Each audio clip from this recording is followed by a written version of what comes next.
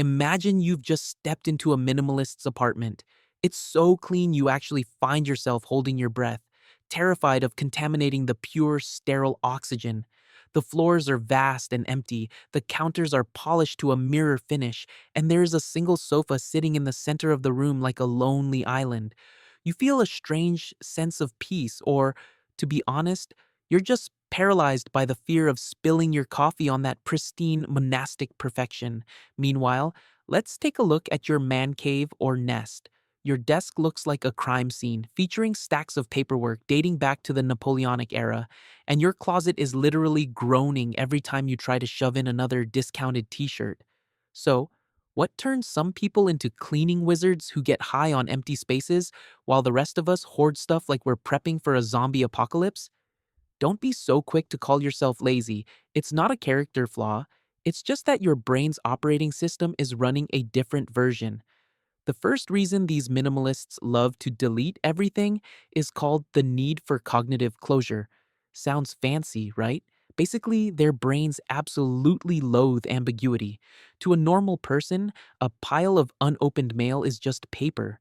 But to a minimalist's brain, every object you see is actually an open tab in a mental browser. A shirt draped over a chair? That's a tab reminding them of laundry. A stack of dirty dishes?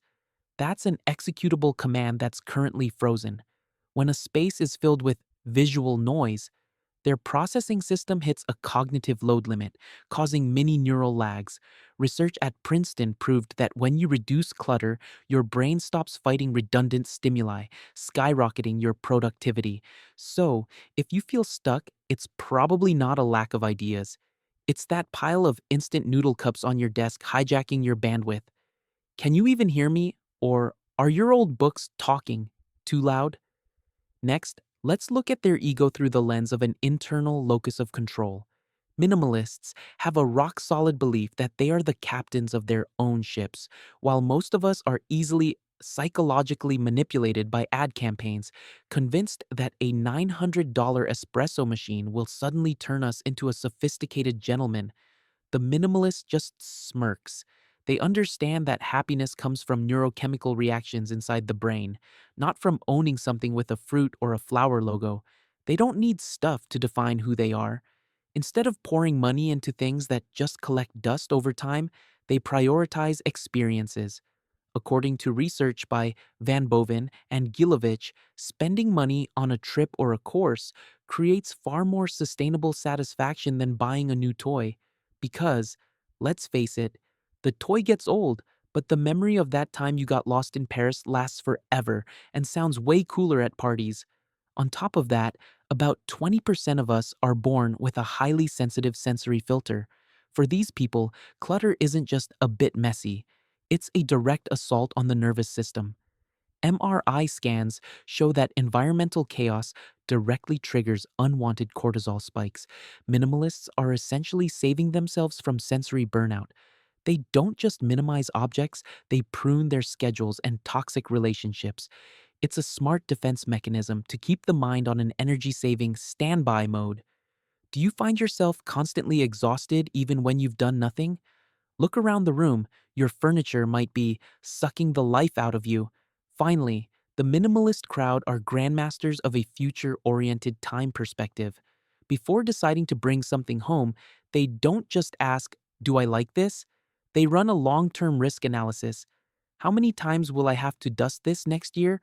Or will I need to rent an extra truck just for this thing when I move?